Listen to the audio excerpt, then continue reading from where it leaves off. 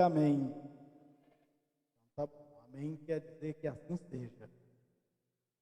Amém? Queridos, abra sua Bíblia em Salmos 92. Nós vamos ler o verso de número 5 e o verso de número 6. 5 e 6. Salmos 92. Salmos 92. Sempre que leio a história de Cristo, eu fico a pensar com grande emoção no privilégio que muitos tiveram de ver o seu rosto, sentir suas mãos. Eu também teria a mesma alegria de vê-lo bem perto, bem juntinho a mim, e olhar nos seus olhos serenos e meigos. Oh, como eu seria tão feliz assim. Queria saber como era o seu rosto, embora eu sinta que era muito lindo. Respirava fé e também confiança, e dava a todos um gozo infindo.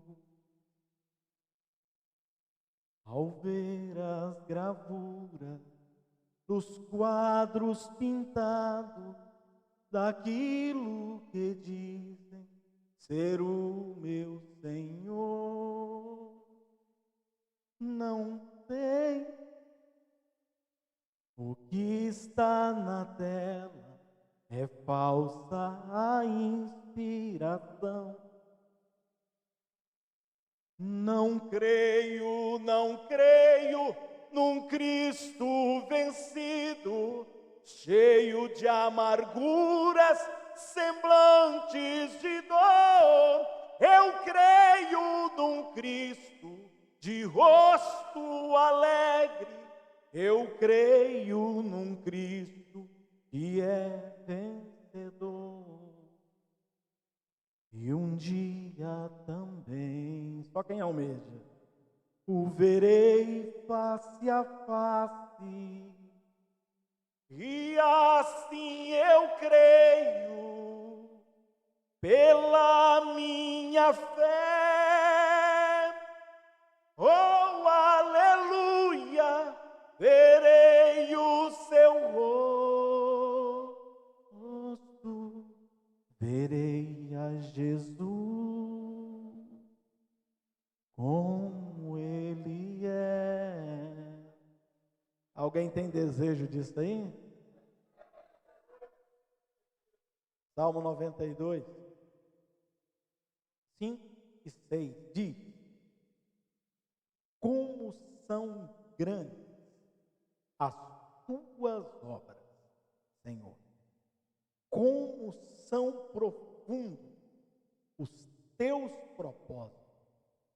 O insensato não entende, o tolo não vê.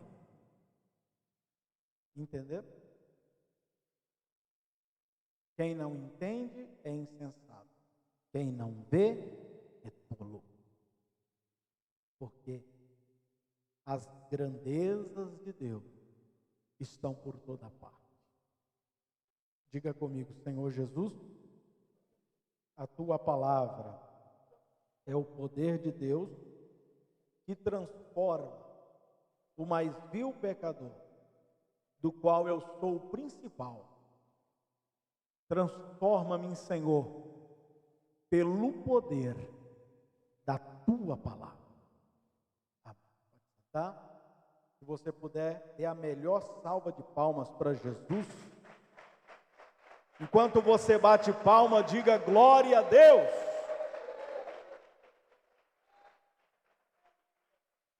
Amados e queridos irmãos, estamos vivendo dias de uma sociedade superficial.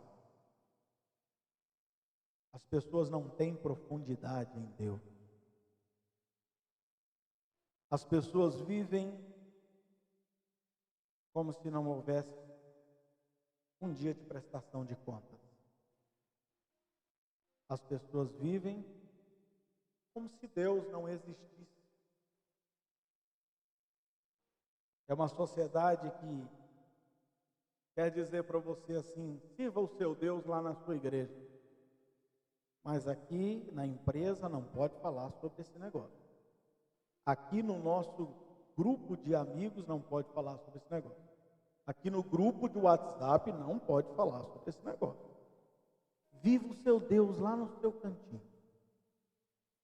Mas a grande realidade é: quem é de Deus, vive Deus em qualquer lugar. Em todos os lugares.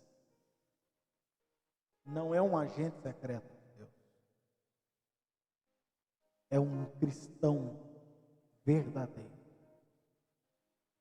Aquele pelo qual, como a palavra de Deus diz que pela primeira vez os cristãos foram chamados, ou os discípulos de Jesus foram chamados de cristãos em Antioquia. Porque o comportamento deles parecia demais com Jesus. E é isto que nós estamos carentes. De pessoas que se parecem com Jesus. E não é só na igreja. Parecer com Jesus nos seus atos. Parecer com Jesus nas suas decisões. Parecer com Jesus no seu dia a dia. No seu comportamento. No seu falar. No seu olhar. No seu ouvir.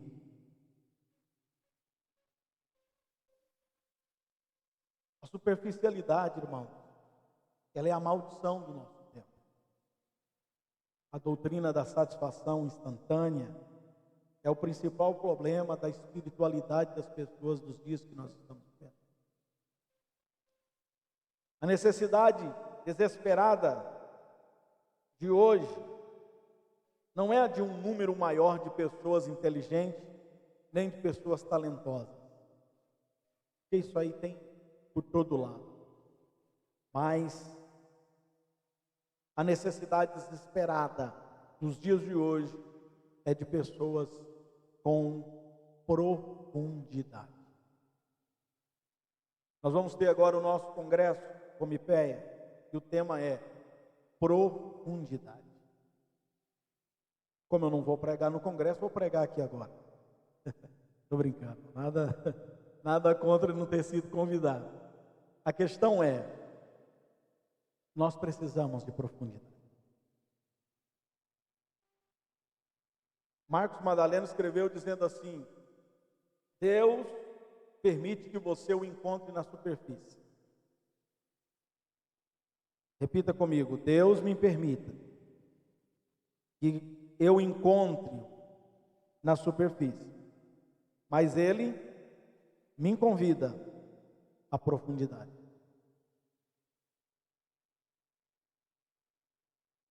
Falando sobre superfície, 80% das pessoas que compram cursos hoje pela internet, 80% das pessoas não terminam o curso. Qual seria a porcentagem se a gente fosse fazer um cálculo dos que compram livros e não lê? Daqueles também que participam da igreja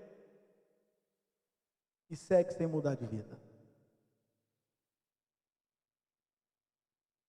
Porque tem muita gente que quer participar da igreja, porque hoje tornou bacana dizer que é cristão. É moda. Sou crente. É o jogador, é a cantora de música sertaneja, É o povo fazendo tudo lá fora, mas depois diz que é crente. Não, estou lá na igreja, congrego, sou crente. Isso é muito raso. Muito raso. Porque ser cristão não é ser religioso. Ser cristão não é ser religioso. Ser cristão é um estilo de vida, meus irmãos. É um estilo de vida totalmente diferente do que o mundo traz. O cristão, ele tem que ser percebido quando ele chega. Você não pode ouvir essa frase: nossa, eu nem sabia que você era crente. Você não fala? Isso para mim é uma vergonha. Porque as pessoas têm que perceber que você é crente. Isso não é porque você fala, não, é porque você vive. Um pouco sobre os oceanos. A gente está falando de profundidade. Uma matéria na Gazeta do Povo, 2010, diz que os seres humanos, eles estudam os mares há séculos. Mas a publicação vai dizer que do primeiro censo marinho global, sugere que os anos dourados da descoberta oceânica ainda estão por vir. E pesquisadores envolvidos no estudo afirmam que terem identificado cerca de 250 mil espécies que habitam no mar, ou habitam os mares. Mas eles calculam que ainda existam outras 750 mil espécies ainda não descobertas. E tudo isso sem contar milhões de espécies de microbio, que constituem em torno de 90% da biomassa oceânica. Cada ecossistema tem as suas particularidades, como a Mata Atlântica, o manguezal e o mar profundo. E oferece um conjunto variado de bens e serviços. De acordo com um estudo publicado por Robert Constanza e colaboradores, em 2014, os valores dos serviços ecossistêmicos do planeta foram estimados entre 125 e 145 trilhões de dólares por ano. E cerca de 60% desses benefícios são providos pelas zonas costeiras e oceânicas. Imagine, se tivéssemos que pagar por esses bens e serviços, não teríamos de onde tirar, pois o produto interno bruto global de 2014 somava apenas 79 trilhões de dólares. E o que produziu foi 125 a 145 trilhões. Então, meus queridos irmãos, os oceanos, eles constituem-se de uma fonte de vida que esconde ainda muito mais segredos e muitos tesouros nas profundezas dos mares, e há ainda muito por se descobrir. E apesar dos corajosas explorações em que o homem ele tem se aventurado, ainda tem muita coisa para se descobrir. Mas eu queria te chamar a atenção para a questão de que, da mesma forma, existe uma profundidade em Deus para descobrirmos. Existe uma profundidade em Deus para descobrir. E eu queria convidar você e dizer e profetizar, que é tempo de nos aventurarmos nas profundezas do coração de Deus. Nós precisamos ser mais profundos. E eu vou dizer isso baseado em Romanos capítulo 11, verso 33. Vai ter como colocar aqui? Tem? Romanos capítulo 11, verso de número 33, nos diz: ó profundidade da riqueza, da sabedoria e do conhecimento de Deus. Quão insondáveis são os seus juízos e inescrutáveis os seus caminhos. Já pensou que coisa linda aí, irmão? Não vou ler de novo. Ó profundidade da riqueza, da sabedoria e do conhecimento de Deus. Quão insondáveis são os seus juízos e inescrutáveis os seus caminhos. Então, como nós vimos na reportagem, ou no que lemos, né? Os oceanos, eles abrigam riqueza, incríveis biodiversidades, capacidade de transportar grandes embarcações, vida em abundância, ecossistema que gera equilíbrio ao planeta. Mas o que o coração de Deus guarda que você ainda não explorou? Já pensou sobre isso? O que tem em Deus que você ainda não conseguiu chegar lá? Então eu te convido, vamos para a profundidade do coração de Deus. 1 Coríntios, capítulo 2. 1 Coríntios, capítulo 2. Nós vamos ler aqui do verso 6 ao verso 7 e depois do verso 9 ao verso 10. Começando pelo 6, diz assim, talvez a tradução minha aqui pode estar um pouco diferente de você. Entretanto, falamos de sabedoria entre os que já têm maturidade, mas não da sabedoria desta era, ou dos poderosos desta era, que estão sendo reduzidos a nada. Olha o que Deus vai fazendo com o conhecimento que você adquire. E ele diz, ao contrário, falamos da sabedoria de Deus, do mistério que estava oculto, o qual Deus preordenou, ou ordenou antes do princípio das eras, para a nossa glória.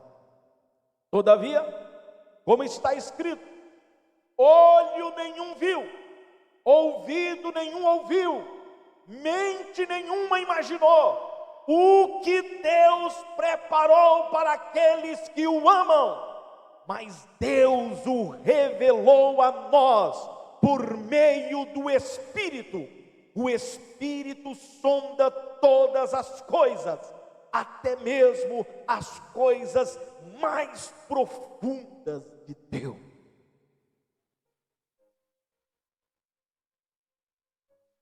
Sabe por que você está tão raso, irmão, na sua fé? Porque você não mergulha em Deus.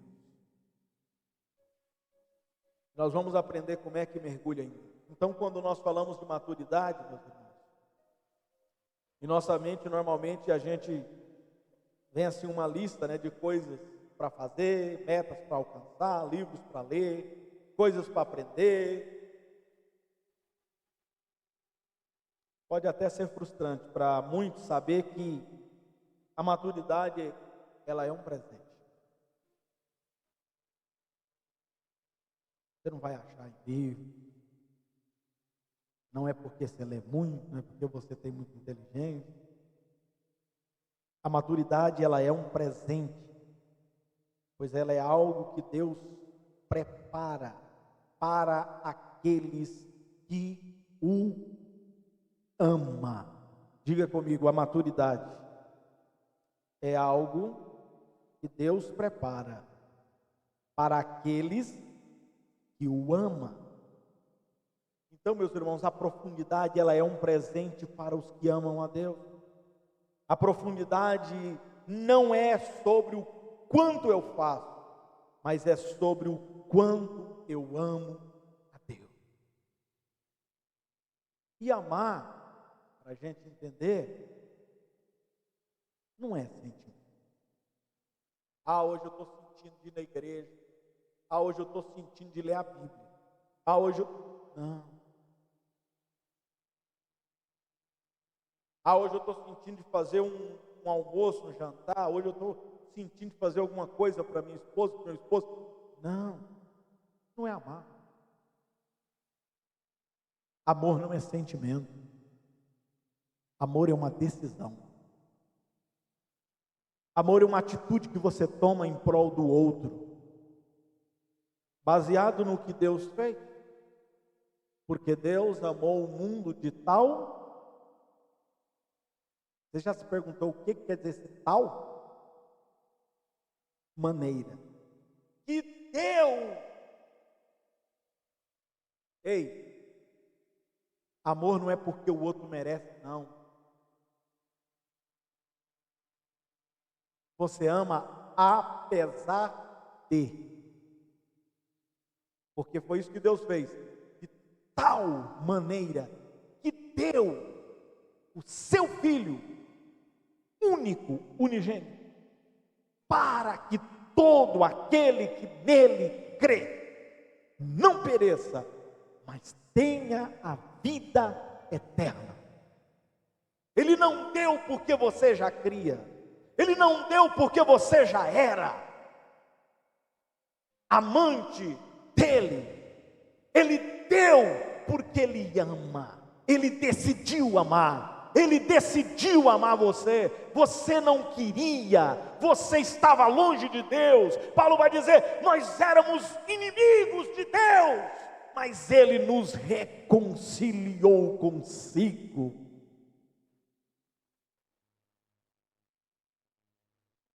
Ele convenceu você de que Ele é bom. Ele é bom. Então, meus queridos irmãos, Efésios capítulo 4, verso 11 até o 13, nós vamos ler, depois nós vamos ler do 15 ao 16. Efésios capítulo 4, verso 11 diz: e ele designou alguns para apóstolo. Quem designou? Quem designou, irmão? A igreja? Ele, Deus. Antes da igreja te chamar, Deus já te escolheu. Entende? Antes da igreja te nomear, Deus já tinha te escolhido. Ele designou alguns para apóstolos, outros para profetas, outros para evangelistas e outros para pastores e mestres, com o fim de preparar os santos. Para que ele chamou os obreiros da igreja?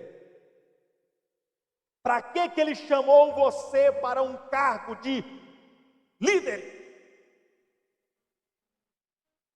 Para que foi que Deus te chamou, meu irmão?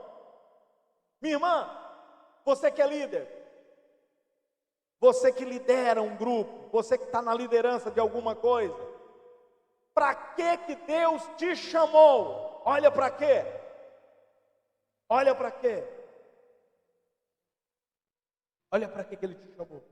Com o fim de preparar os santos para a obra do ministério, para que o corpo de Cristo seja edificado. Edificado é construir, irmão. Construir o outro, construir o próximo, não é derrubar, não. É construir. Construção espiritual se faz com amor, com verdade e com amor, com justiça, mas com amor. Nunca esqueça do amor. Até quando você for repreender alguém, repreenda-o com amor. Porque eu tenho que pensar que o outro está praticando ou está fazendo, eu também tenho a mesma potencialidade de fazer. E por que eu não faço? Porque o Espírito está em mim. Quando você assiste na televisão o serial killer, no qualquer pessoa má que você vê lá, que terrível, você possui dentro de você a mesma capacidade maligna de ser humano caído. Sabe por que você não faz o que ele está fazendo? Porque você se entregou a Jesus Cristo, porque a sua vida está em Deus, porque se Deus não estiver em você, você é mau tanto quanto aquele. Então levanta a mão e dá glória a Deus, porque você não é mau. Você não é mau porque você é bom, você não é mau porque Deus é bom e habita dentro de você pelo Espírito Santo. Então preste atenção.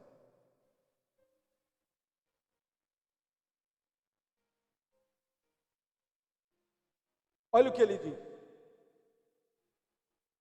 para que prepare o corpo de Cristo, para que o corpo de Cristo seja edificado. E de que jeito? Qual que é o tamanho dessa edificação? Aonde Deus quer chegar com isso?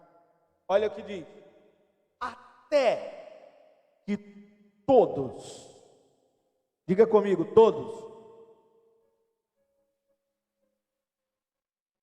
Então, quando o pastor convoca para um estudo bíblico, para um discipulado, Deus quer que alguns aprendam ou todos? Todos. Todos. Até que todos alcancemos a unidade. O que é unidade? É diferente de união. União é estar junto. E unidade é um só. Não é junto, é o mesmo.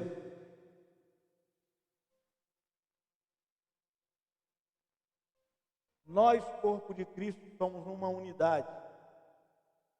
Se um é ferido, fere a todos. Nós precisamos cuidar de nós e cuidar do outro, porque nós somos um, como igreja. Tudo que condiz na questão de cuidado do corpo de Cristo deve-se estar em um só propósito. Quem está entendendo? Continuando, ele diz: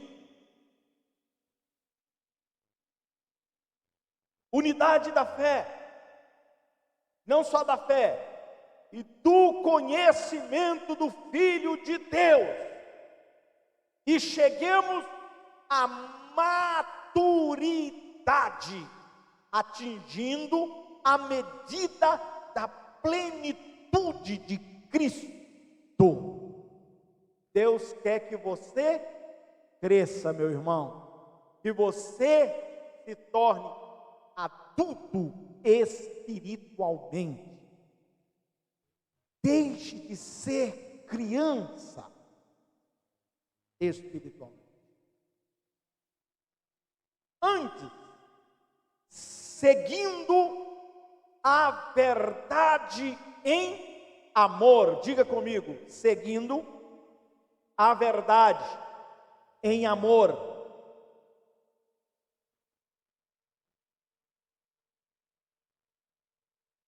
Irmão, quando for falar, fale com amor. Não, vocês me ouviram? Deixa eu falar de novo. Quando você for falar, fale com amor. Eu não estou dizendo isso só aqui na igreja, não. Eu estou dizendo isso na sua casa. Vai falar com a sua esposa, com o seu filho. Vai falar com o seu esposo, com o seu filho, minha irmã. Fale com amor. Não use palavras destrutivas. Use palavras que constroem. Use palavras que sejam proféticas.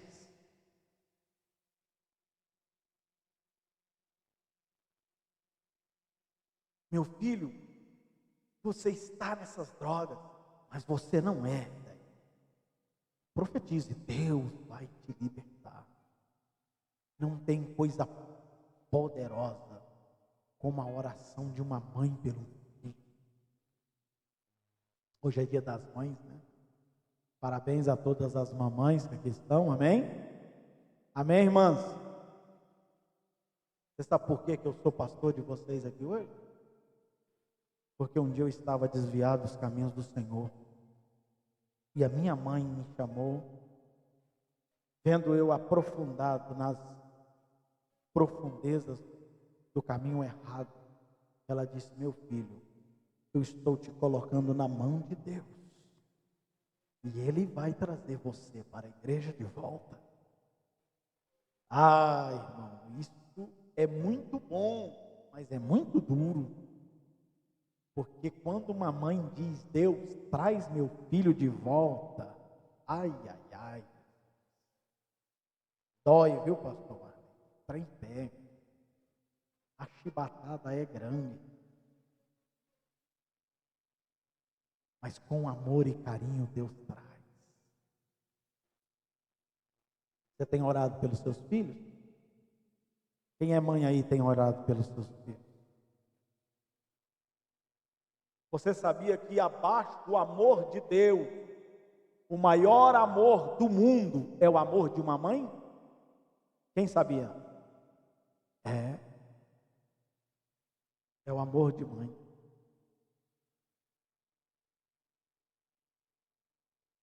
Então valorize isso. Então ele está dizendo: antes seguindo a verdade em amor, cresçamos em tudo naquele que é a cabeça, Cristo. Então, se uma coisa não é de Cristo, irmão, não cresça nisso. Tem gente querendo crescer em conhecimento de anime, tem gente querendo crescer em conhecimento de rock, de satanismo, de não sei o que, de não sei mais o que, mas não cresce em Cristo. O maior conhecimento ou crescimento que você precisa ter, meu querido, é em Deus. E quando você crescer em Deus, não terá mais espaço para nada disso. Tem gente que sabe mais dos personagens dos animes do que dos personagens bíblicos.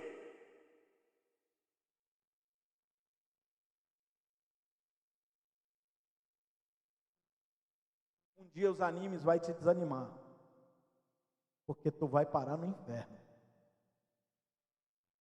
se não se aprofundar em Deus.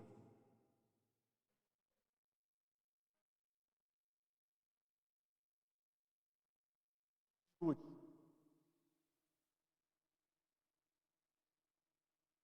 Ele diz dele: todo o corpo,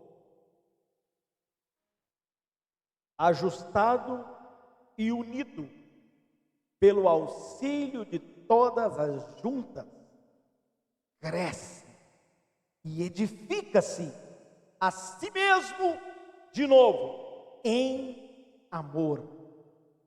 Veja que o amor é base para tudo. Na medida em que cada parte realiza a sua função. Agora deixa eu pegar no pé de individual. Irmão, irmã, você tem feito a sua parte no corpo? Você sabia que quando você não faz a sua parte, você prejudica a parte do outro?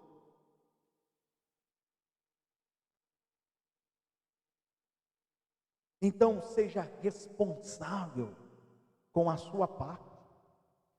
Qual foi a parte que foi lhe dada para fazer? O que foi colocado na sua mão? Faz e faça com excelência, sem esperar que alguém te elogie, porque quando alguém te elogia, você já recebeu o galardão. Mas quando você faz para Deus, e talvez não recebe nenhum elogio, dele você receberá o galardão. Então, em Efésios 4, ele fala que o crescimento espiritual, ele vem de seguir a verdade em amor. Seguir a verdade em amor. E em 1 Coríntios 13, o assunto principal é o amor. Veja que depois de discorrer sobre as atitudes maduras e poderosas do amor, Paulo ele fala que o amor é coisa de gente grande, gente que cresceu. Eu vou te mostrar que amor não é simplesmente, ou não é um sentimento. Vamos lá, abre aí, Coríntios 13, põe aí para nós. Coríntios 13. Coríntios capítulo 13. Olha para você ver, se tem condição desse negócio aí, ter sentimento. Ó, ainda que eu falasse as línguas dos homens e dos anjos, e não tivesse amor ou caridade, essa palavra caridade é amor em prática. Quem está entendendo? Amor prático, viu?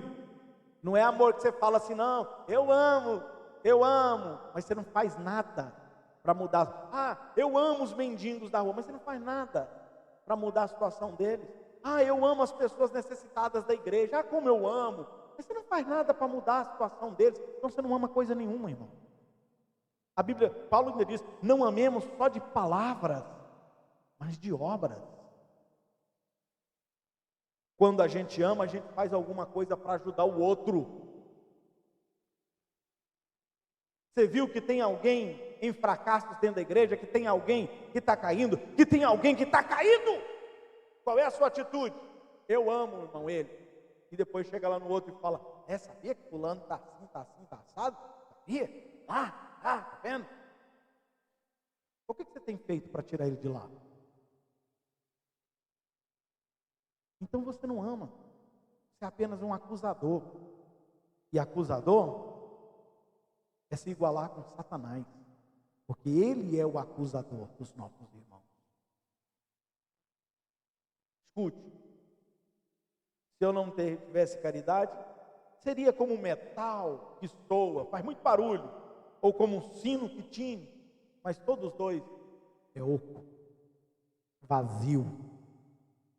E aí ele diz, e ainda que eu tivesse o dom de profecia, e conhecesse todos os mistérios, e toda a ciência, e ainda que tivesse toda a fé de manejar, ou de maneira tal, que transportasse os montes, e não tivesse amor prático ou caridade, nada seria.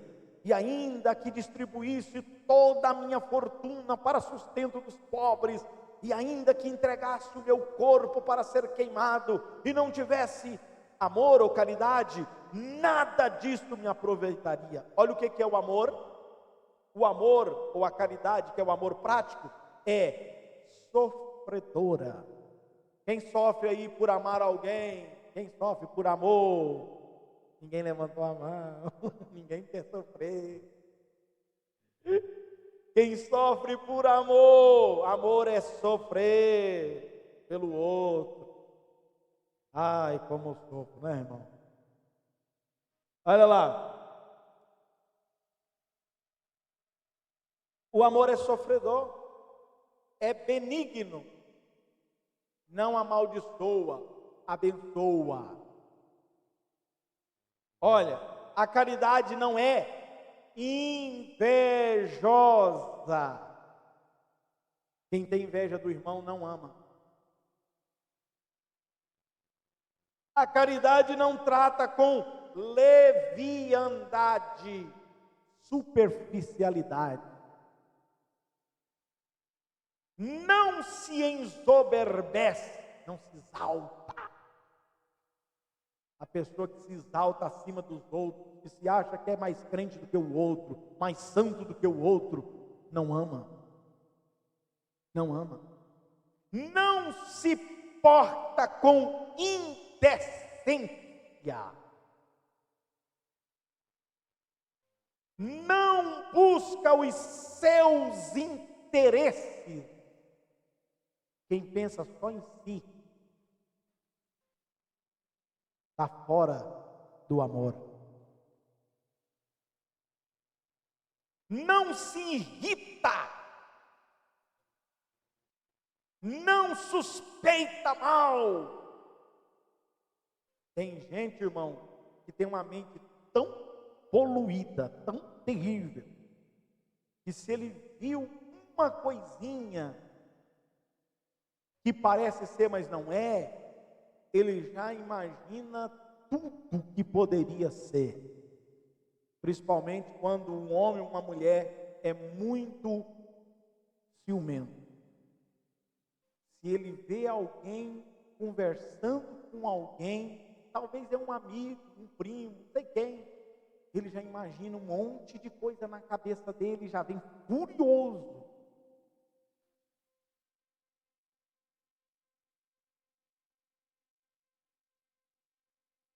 Não folga com a injustiça. Você está vendo o outro sendo injustiçado e você diz, não é comigo mesmo, deixa ele lá.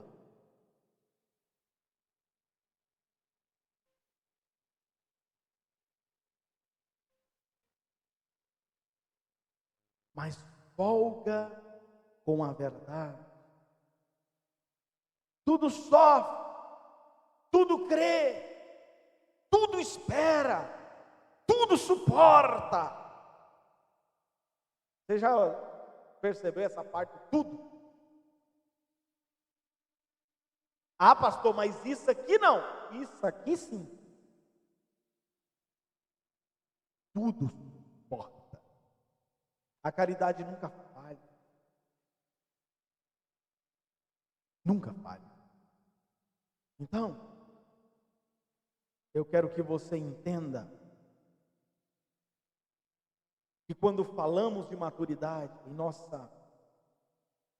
meio,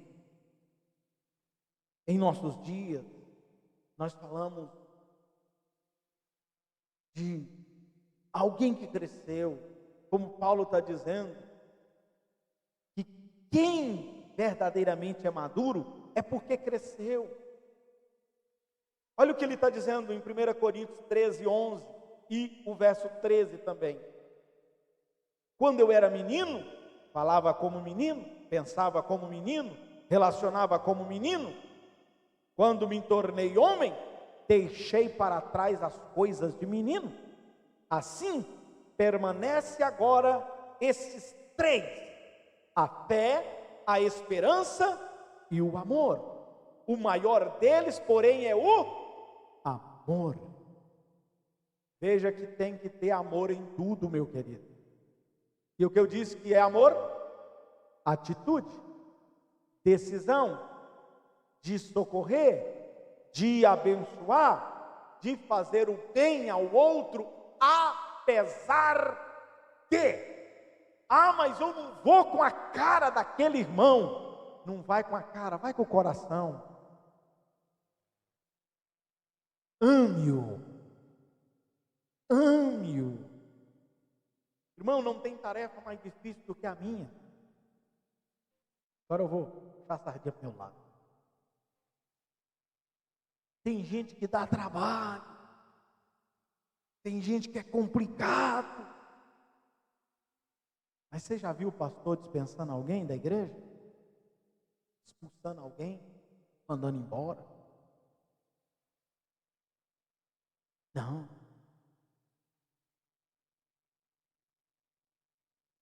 Porque a gente olha as pessoas como uma alma a ser alcançada por Jesus.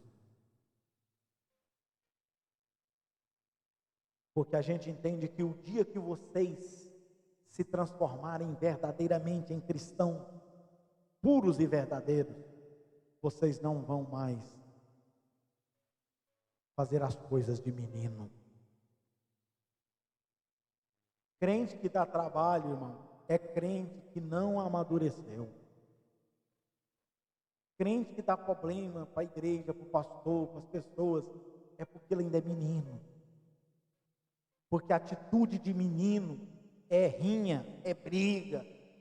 Fazer igual o cearense, né? é arengar. Aí conforme os goianos aqui, é amolar. Menino gosta. Hã? É meu. Não divide o que tem. É coisa de menino, irmão. Agora, escute. Paulo está dizendo, quando eu era menino, eu falava como menino, eu pensava como menino, relacionava como menino, mas quando eu me tornei um homem, eu deixei para trás as coisas de menino. Então veja que, é por isso que Paulo fala que a sabedoria dos poderosos dessa era está sendo reduzida a nada, porque é uma sabedoria para mais poder, para fama e prazer pessoal, e não é fundamentada no amor. Não é fundamentada no amor. Então, Deus quer patrocinar sonhos que nascem do amor. O mundo carece da profundidade, da sabedoria do céu. Deus quer fazer de você o melhor profissional dessa cidade de Anápolis. Quem crê, levanta a mão e diga amém. Deus quer fazer de você a pessoa mais próspera, abençoada dessa cidade, e que vai abençoar a vida de muita gente. Diga amém. Então receba essa bênção em nome de Jesus. Deus quer fazer você grande, Deus quer fazer você poderoso, mas não poderoso para si mesmo, não poderoso para se ensoberbecer, mas para abençoar as pessoas. Quanto mais autoridade lhe é conferida, mais você deve ser bondoso, amoroso para com as pessoas. Então preste atenção. Quem escolhe a profundidade é aquele que ama a Deus, e por isso essa pessoa tem algumas características, e eu vou falar sobre ela. Primeiro, busca sempre conhecer mais a Jesus. 1 Coríntios 2, 6 e 7 diz: entretanto, falamos de sabedoria, entre os que já têm maturidade, mas não da sabedoria desta era, ou dos poderosos desta era, que estão sendo reduzidos a nada.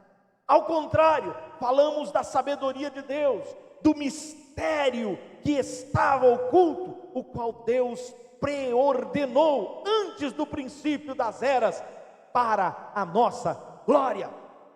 Então, os que amam a Deus querem conhecê-lo mais.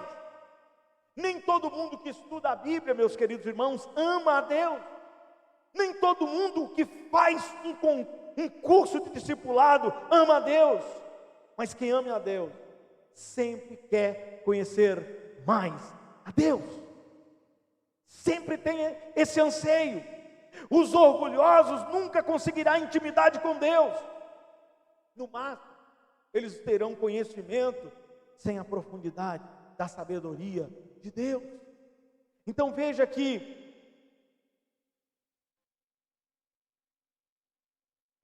Carlito Paes escreveu uma frase dizendo: a humildade cria intimidade, o orgulho a destrói. Quando você é humilde, você cria intimidade com Deus. Mas quando você começa a achar que você já é suficiente, você destrói tudo que construiu, cai por terra. Então, quando eu busco conhecimento, porque eu amo a Deus, eu quero encontrá-lo em cada leitura, em cada momento do discipulado, do estudo bíblico. E ao encontrar-me com Jesus, eu sempre sou transformado. E essa experiência não é a de adestrar comportamento, mas é a de dentro para fora, para que um relacionamento profundo com Jesus aconteça. O problema não é a série que você assiste, não é a música que você ouve, mas é a Bíblia que você não leu, ou o discipulado que você não cresceu nele. Então, qual seja o motivo por seu amor a Deus, lembre-se que tudo que você for fazer tem que ser baseado no amor. O seu tempo secreto com Deus tem que ser baseado no amor. O estudo bíblico da palavra de Deus tem que ser baseado no amor. A consagração pessoal tem que ser baseado no amor. O servir a Deus tem que ser baseado no amor. O dizimar e o ofertar na igreja tem que ser baseado no amor. Nada você deve fazer por vanglória. Nada. Nada. Então quem conhece a Deus, quem escolhe as profundidades, é aquele que ama a Deus, e por isso ele recebe de Deus o discernimento e a revelação. Olha aí, 1 Coríntios 2,10 diz: mas Deus o revelou a nós por meio do Espírito. O Espírito sonda todas as coisas, até mesmo as coisas mais profundas de Deus.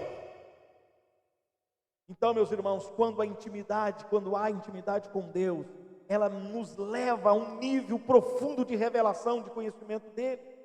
Quem ama a Deus e o busca, não toma decisões apenas por conhecimento e informações, mas pergunta ao Espírito Santo: o que é melhor? E eu vou te dizer, o Espírito Santo fala. Quando você busca em Deus, o Espírito Santo fala. Ele fala. Então, em terceiro lugar, quem escolhe a profundidade é aquele que ama a Deus, e por isso ele descobre o seu chamado para servir a Deus e as pessoas. Efésios 4, 11 e 12 diz: e ele designou alguns para apóstolos, outros para profeta, outros para evangelista e outros para pastores e mestres, com o fim de preparar os santos para a obra do ministério, para que o corpo de Cristo seja edificado.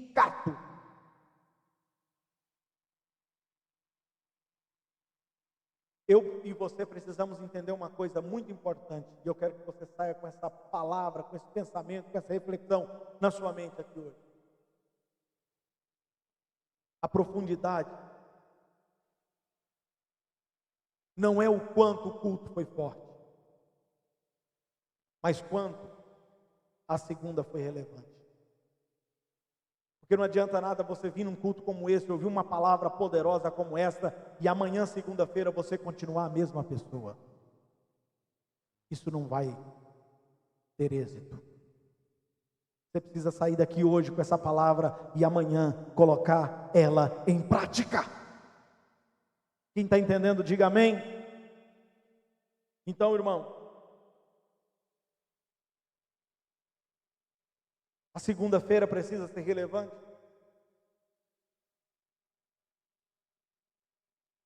Eu preciso servir as pessoas. Eu preciso servir as pessoas a partir daquilo que Deus me entregou, daquilo que Deus me deu.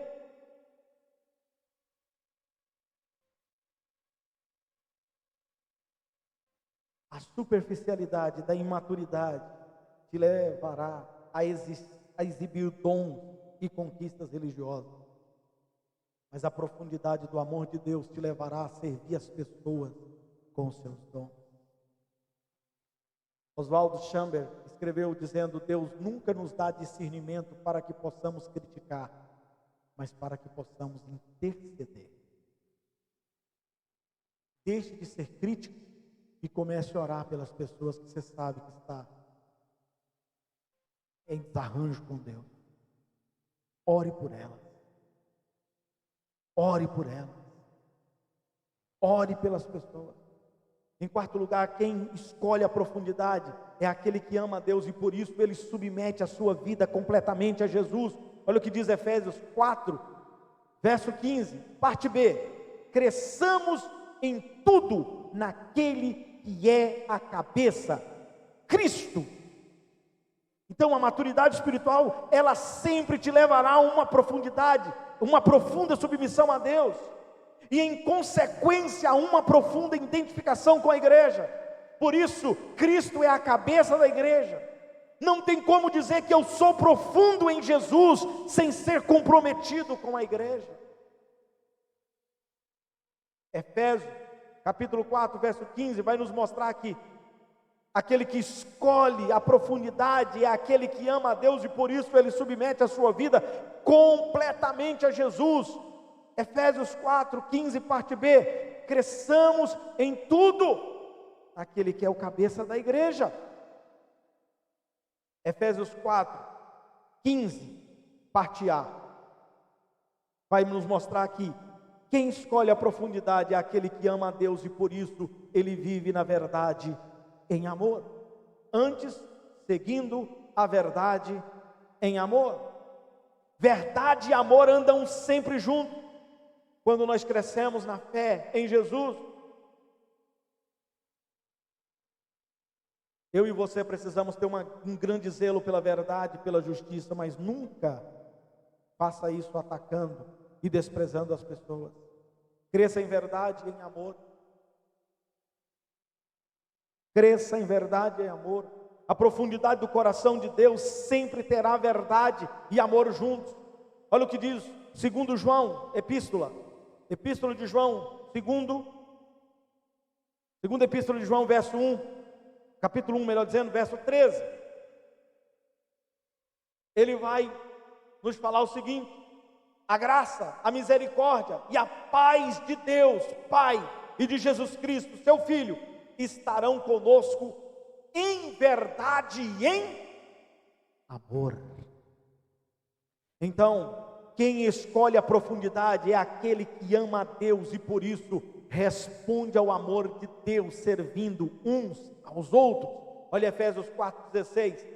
Ele, todo o corpo ajustado, é unido pelo auxílio de todas as juntas, cresce e edifica-se a si mesmo em amor, na medida em que cada parte realiza a sua função. Então, na profundidade, nós nos movemos com Deus. Ele nos leva para onde quer. Não há apatia, indiferença, comodismo na profundidade de Deus.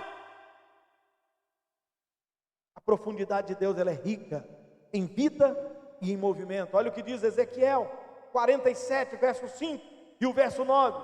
Mediu mais 500, mas agora era um rio que eu não conseguia atravessar, porque a água havia aumentado e era tão profundo que só se podia atravessar a nado. Era um rio que não se podia atravessar andando. Por isso, passar o rio, por onde passar o rio, haverá todo tipo de animais e de peixes, porque essas águas fluem para lá e saneia a água salgada, de modo que onde o rio fluir, tudo viverá. Deixa eu te falar, isso aqui é um fenômeno que está acontecendo lá em Israel. Quem já viu falar no Mar Morto? Os cientistas descobriram que o Mar Morto começou a abaixar, secar, e em volta da margem onde ele era, começou a abrir-se algumas valas grandes, profundas, de água potável, doce. E está aumentando esses sucos de água.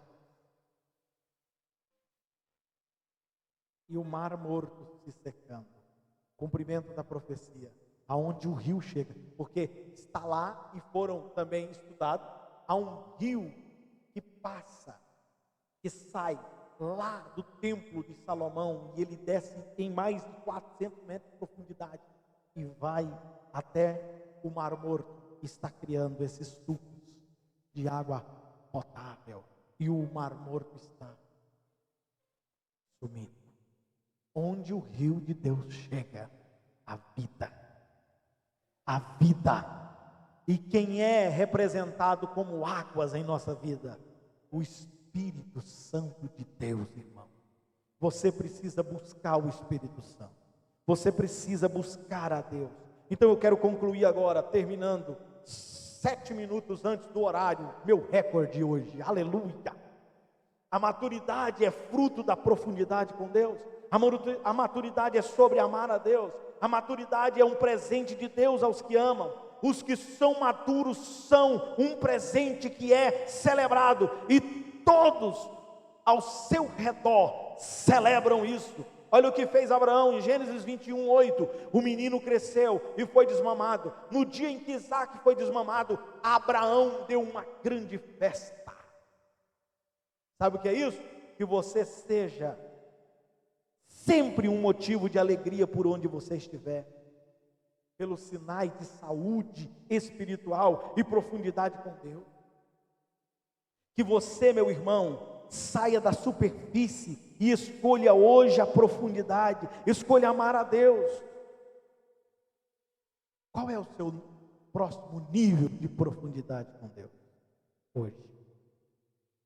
Você já pensou sobre isso? Feche seus olhos. Senhor Jesus, que essas palavras, que esta pregação, que esses versículos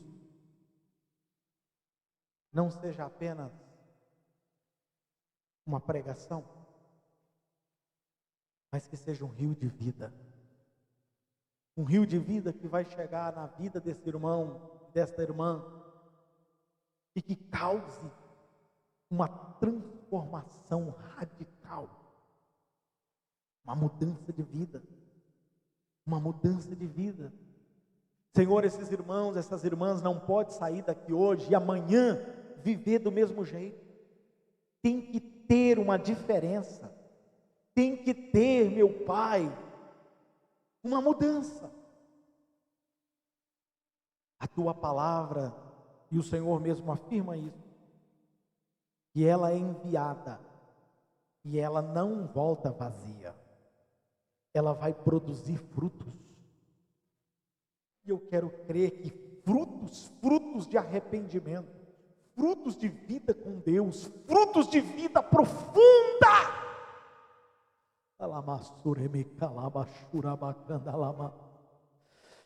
vida profunda em Deus, venha sobre a vida dessa irmã, desse irmão. Meu Deus, eu quero crer que esse irmão, essa irmã vai dormir essa noite e vai ter sonhos espirituais, sonhos que são revelações para a sua vida, para o seu cotidiano, para as suas decisões. Eu quero crer, meu Pai, que quando esse irmão, essa irmã dobrar o joelho para orar, ele vai ter visões espirituais, iluminações divinas. Eu quero crer, meu Deus, que esta igreja será uma igreja relevante. Não seja mais apenas uma igreja no bairro, mas que seja a igreja relevante. Que nós possamos ser cristãos relevantes. Onde chegarmos, que haja paz, que haja alegria, que haja bênção. Que as pessoas tenham desejo de estar aqui conosco. Meu Deus, faz com que esses irmãos, essas irmãs sejam unidos na mesma fé, no mesmo amor, de forma tal que as pessoas vão sentir desejo de congregar aqui, de estar aqui, de vir adorar a Deus neste lugar. Tira toda a amargura do nosso coração, meu Pai. Meu Deus, tira toda a amargura, ressentimento. Tira toda a pequenez do nosso coração. Não deixa, meu Pai, nós nos sentirmos como se não houvesse algo poderoso dentro de nós. Porque nós sem Deus não somos nada. Mas se o Espírito de Deus habita em nós, nós somos as pessoas mais felizes dessa terra. Mais bem-aventurado é aquele que ama, aquele que tem Deus. Obrigado, Senhor, porque eu sei que essa oração não vai cair por terra. Essa oração é a oração de um pastor que deseja que as ovelhas sejam uma bênção, que abençoe e não amaldiçoe, que seja bênção na casa, na família, na sociedade, na igreja, em qualquer lugar que estiver. Em nome de Jesus.